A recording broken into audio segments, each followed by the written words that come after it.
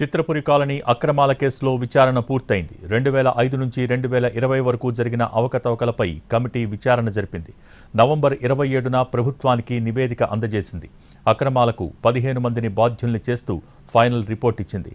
నివేదికలో తమ్మారెడ్డి భరద్వాజ, పరుచూరి వెంకటేశ్వరరావు, వినోద్ బాలి, కొమర వెంకటేష్, కాదంబరి కిరణ్ పేర్లు ఉన్నాయి. మొత్తం 43.78 కోట్లు రికవరీ చేయాలని, అదనంగా 18% చెల్లించాలంటూ నివేదికలో పేర్కొన్నారు.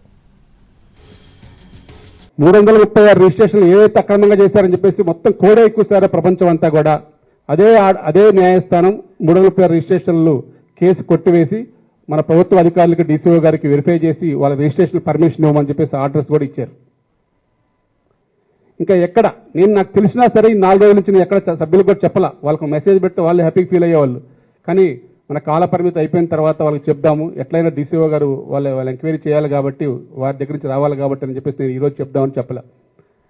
ఇంకా నా మీద ఉన్న అభియోగం ఒక బ్యాంకు లోన్ తీసుకున్నానని 336 అక్రమ రిజిస్ట్రేషన్ చేశానని, అక్రమ రిజిస్ట్రేషన్ లేవు అని న్యాయస్థానమే కొట్టేసింది. ఇంకా నేను చేసిన తప్పేంటి? ఇప్పుడు సొసైటీలో 120 కోట్లు ఇంకా అవినీతి చేశారని చెప్పి ఇప్పుడు కొత్తగా ఎత్తారు. నిన్నటి నుంచి ఈ కమిటీ చేసింది 120 కోట్లని. మేమే ఎంక్వైరీ వేయమని కూడా మేమే కోరుకుంటున్నాం. ఇది నిజాయితీగా ఉండాలంటే ఎంక్వైరీ మనకు ఫైనల్.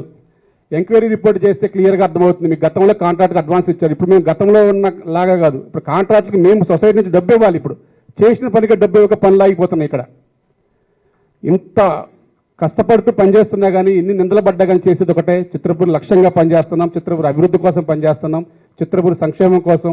ఎవరైతే ఇక్కడ మీరు చూసింటారో చిన్న ఆశయాలు నెంబర్ 1 అన్నది ఇందాక, ఇక్కడ 4213 కుటుంబాలు నివాసం ఉంటాయండి. ఇక్కడ 1-2 కాదు, ఇంకా ఒక 600 ఇళ్ల కోసం మేము ప్రణాళిక తయారు చేసుకున్నాం. మొత్తం కూడా 5000 కుటుంబాలు ఉండే ప్రాంతం ఇది.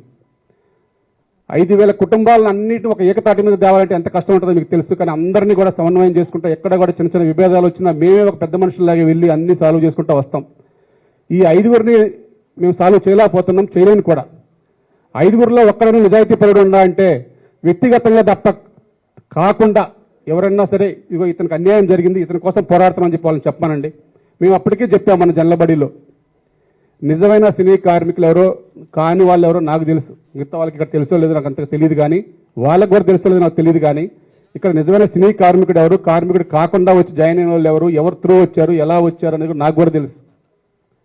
కాబట్టి నేను ఈజీగా వాళ్ళు ఐడెంటిఫై చేయగలను. కాబట్టి వారందరినీ తీసివేసి నిజమైన సినీ కార్మికులు ఇప్పుడు ఉన్న అందరికీ కూడా, ఇప్పుడు మన ఫౌండర్ ప్రభాకర్ రెడ్డి గారు ఉన్నారండి. ప్రభాకర్ రెడ్డి గారికి ఆయన చనిపోయారు, వాళ్ళ ఫ్యామిలీ మొన్నటి వరకు రాలేదు, తర్వాత వచ్చారు.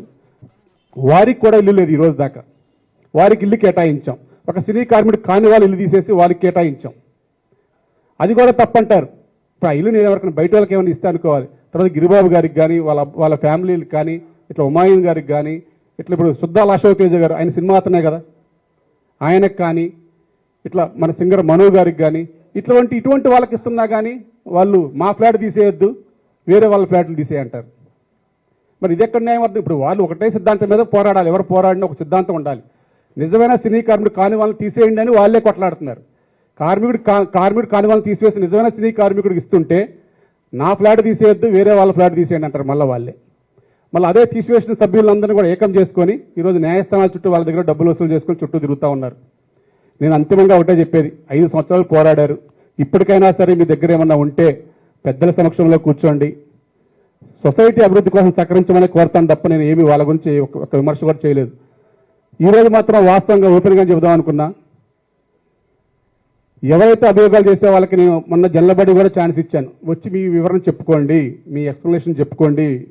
చెప్పుకుంటే సభ్యులు కనుక వాళ్ళు ఉపేక్షిస్తే మీ సభ్యత్వాలు తీసివేయమని. సరే, సభ్యత్వాలు రేపు న్యాయస్థానంలో రావచ్చు, పోటీ చేయొచ్చు. వాళ్ళు నేను పోటీ చేయడం గురించి మాట్లాడలేదు. వాళ్ళు రావాలని అనుకుంటాం, పోటీ ఉంటేనే మేము కూడా బాగుంటుందని అనుకుంటాం.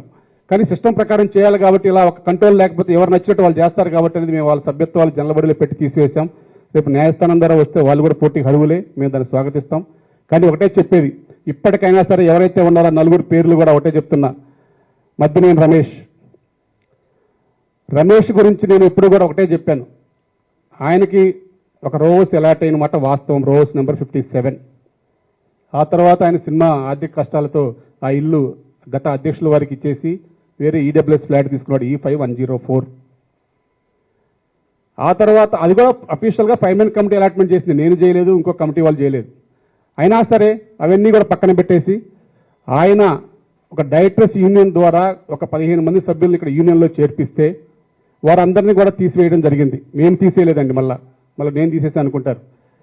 గతంలో దాసరి నారాయణరావు గారు చైర్మన్గా డైరెక్టర్స్ యూనియన్లో ఒక కమిటీ వేసి మా కార్డు ద్వారా చిత్రపూర్లో డైరెక్టర్స్ యూనియన్ కార్డులు ఇచ్చి, అప్పుడు ఆయన సెక్రటరీ డైరెక్టర్స్ యూనియన్లో జనరల్ సెక్రటరీగా ఉన్నారు కాబట్టి అక్కడ కార్డులు ఇచ్చేసి చిత్రపూర్లో సభ్యులుగా జాయిన్ చేశాడని చెప్పేసి వారు నిర్ధారణ చేసిన తర్వాత వారు తీసివేయమని డీసీఓ గారికి వాళ్ళకి లెటర్లు పెట్టడం జరిగింది. దానికి అనుగుణంగా గత కమిటీ ఇక్కడ మేము అప్పుడు నేను చిత్రపురి కాలనీ అక్రమాల కేసులో విచారణ పూర్తయింది. 2005 నుంచి 2020 వరకు జరిగిన అవకతవకలపై కమిటీ విచారణ జరిపి నివేదికను సమర్పించింది. దీనికి సంబంధించి పూర్తి డీటెయిల్స్ లైవ్లో అందించేందుకు సిద్ధంగా ఉన్నారు NTV crime input editor Ramesh Vytla. Ramesh, over to you. Chitrapuri అక్రమాలపైన అటు కోఆపరేటివ్ రిజిస్ట్రార్ ఒక పూర్తి స్థాయిలో విచారణ జరిపింది. విచారణలో చాలా అక్రమాలు జరిగాయి, పెద్ద ఎత్తున నిధుల దుర్వినియోగం జరిగింది. అంతేకాకుండా పెద్ద మొత్తంలో ఫ్లాట్స్ నిర్మాణం కోసం ఇచ్చిన డబ్బులు మొత్తం కూడా ఎలాంటి అనుమతి లేకుండా, జనరల్ బాడీ అనుమతి లేకుండా డబ్బులు డ్రా చేసుకున్నారని కూడా ప్రధానమైన ఈ రిపోర్ట్లో పేర్కొనడం జరిగింది. అంటే టీ రోజా డిప్యూటీ కలెక్టర్ స్థాయిలో చేసిన ఈ దీనిపైన ఇప్పటికే విజిలెన్స్ కూడా ఎంక్వైరీ ఆర్డర్ చేయడం జరిగింది. అయితే దీనిపైన ఫర్దర్గా ఒక క్రిమినల్ కేసు కూడా నమోదయ్యే అవకాశం అయితే కనబడుతుంది. అయితే గతంలో ఉన్న ఇప్పుడు ఈ రోజు వరకు ఈ కమిటీ సంబంధించి పదవీ కాలం పూర్తవుతుంది. ఈ నేపథ్యంలో ఈ కమిటీ మీద ఆరోపణలు చేస్తూ చాలామంది కూడా ఫిర్యాదు చేస్తే చివరికి దీనిపైన పూర్తి స్థాయిలో దాదాపుగా 2025 నుంచి 2025 సంవత్సరం దాదాపు 5 సంవత్సరాల పాటు జరిగిన అక్రమాలకు సంబంధించి పూర్తి స్థాయిలో విచారణ జరిపినప్పుడు దాదాపుగా 43 కోట్ల రూపాయల వరకు అక్రమాలు జరిగాయి. ఈ డబ్బు మొత్తం కూడా కమిటీ వాళ్ళకి చేరిపోయే కమిటీ ఆ సభ్యులే తీసుకున్నారని చెప్పి కూడా దీంట్లో పేర్కొనడం జరిగింది. అయితే దీనికి సంబంధించి ఎక్సెస్ అమౌంట్ కూడా అయిన నేపథ్యంలో దీనికి సంబంధించి వాళ్ళ దగ్గర నుంచి డబ్బులు వసూలు చేయడానికి చెప్పడం జరిగింది. ఎవరికైతే 4 కంపెనీలకు వీళ్ళు డబ్బులు ఇచ్చారో 4 కంపెనీలకు సంబంధించి డబ్బులు మొత్తం కూడా పూర్తి అక్రమాలు ఉన్నట్టుగా అందులో పేర్కొనడం జరిగింది. అయితే ఈ రిపోర్ట్లో ప్రధానంగా అన్ని మొత్తంగా 29 పేజీల సంబంధించిన ఈ రిపోర్ట్లో చాలా అక్రమాలు జరిగాయన్న విషయాన్ని కూడా చెప్తూనే ఒక 4 కంపెనీలకు బాధ్యతలు చేయడం జరిగింది. ఇందులో అక్కడ కన్స్ట్రక్షన్ చేయడానికి ఐవీఆర్సీఎల్ నుంచి ముందుగా ఒప్పందం చేస్తున్నారు. ఆ కంపెనీకి మొత్తంగా 116 కోట్ల రూపాయల డబ్బులు చెల్లించడం జరిగింది. ఆ తర్వాత ఐవీఆర్సీఎల్ నుంచి కూడా పూర్తిగా తర్వాత కూడా పూర్తి స్థాయిలో కూడా క్యాన్సిల్ చేశారు. చేసిన తర్వాత ఆ డబ్బులు 116 కోట్ల రూపాయలు తిరిగి అకౌంట్లోకి వచ్చిన తర్వాత మిగతా 4 కంపెనీలకు తిరిగి చెల్లిస్తున్నట్టుగా పేర్కొనడం జరిగింది. అయితే దీనికి సంబంధించి చూసినట్లయితే ఐవీఆర్సీఎల్ నుంచి తీసుకున్న డబ్బుల మొత్తాన్ని కూడా మిగతాగా ఒక కంపెనీ ఏదైతే ఎస్పీజీ ఎంటర్ప్రైజెస్ కావచ్చు, ఇక్కడ సంబంధించి చూసినట్లయితే ఎవరైతే బాధ్యులు ఉన్నారో దానికి సంబంధించి పూర్తిగా పేర్కొంటుంది. ఎస్పీజీ ఎంటర్ప్రైజెస్ కావచ్చు, మిగతా కంపెనీలు కావచ్చు, మొత్తంగా 4 కంపెనీలకు వీళ్ళు డబ్బులను పంపించి వేశారు. అయితే క్యాష్ ని విత్డ్రా చేసుకున్నారు. ఆ క్యాష్ మొత్తాన్ని చూసినట్లయితే అప్పటి ఉన్న కమిటీ సభ్యులు ఎవరైతే ఉన్నారో ఆ కమిటీ సభ్యులు పూర్తిగా బాధ్యత వహించాలని చెప్పి కూడా 43 కోట్ల రూపాయల అక్రమాలు జరిగాయని చెప్పి కూడా పేర్కొని జరిగింది. అప్పుడు సంబంధించిన ఎక్స్ ప్రెసిడెంట్ కొమర వీరయ్య, తర్వాత వినోద్ బాల వైస్ ప్రెసిడెంట్, కృష్ణమోహన్ రెడ్డి, ఆ తర్వాత పరుచూరి వెంకటేశ్వరరావు, కే కాదంబరి కిరణ్, అనిల్ వల్లభనేని ఎక్స్ మెంబరు, తర్వాత మధుమోహన్ రెడ్డి, చంద్రమోహన్, రాజేశ్వర్ రెడ్డి, రఘు, ఇట్లా మొత్తంగా 43 కోట్ల రూపాయలకు సంబంధించి అక్రమాలు జరిగాయని చెప్పి కూడా ఈ రిపోర్ట్లో స్పష్టంగా పేర్కొనడం జరిగింది. అయితే దీనికి సంబంధించి కూడా ఈ డబ్బులు మొత్తం కూడా 18% వడ్డీ వేసి వాళ్ళ దగ్గర నుంచి వసూలు చేయాలని పేర్కొనడం జరిగింది. దీంట్లో స్పష్టంగా ప్రతి దాంట్లో కూడా ఎవరెవరు అక్రమాలు జరిగాయి, ఎలా అక్రమాలు జరిగాయి, ఎవరు దీంట్లో ప్రాతులు ఉన్నారు, ఎవరు ఏ విధంగా అక్రమాలు చేశారు, 4 కంపెనీలకు సంబంధించిన డబ్బులు ఏ విధంగా ఫ్లోట్ చేశారు, ఆ డబ్బులు ఏ విధంగా ఆ కంపెనీలకు చేరిపోయినాయి, ఆ కంపెనీలకు చేరిన తర్వాత డబ్బులు మొత్తం కూడా వీళ్ళు క్యాష్ రూపంలో వీళ్ళ కమిటీ రూపానికి ఎలా వచ్చాయి అన్న విషయం కూడా దీంట్లో పెరగడం జరిగింది. అయితే దీన్ని చూసినట్లయితే పేమెంట్ ఏ విధంగా వెళ్ళింది అన్న విషయం కూడా స్పష్టంగా దీంట్లో చెప్పడం జరిగింది. దీంట్లో ముఖ్యంగా చూసినట్లయితే ఆ 4 రియల్ ఎస్టేట్ కంపెనీలకు డబ్బులు వెళ్తే ఆ డబ్బులు తిరిగి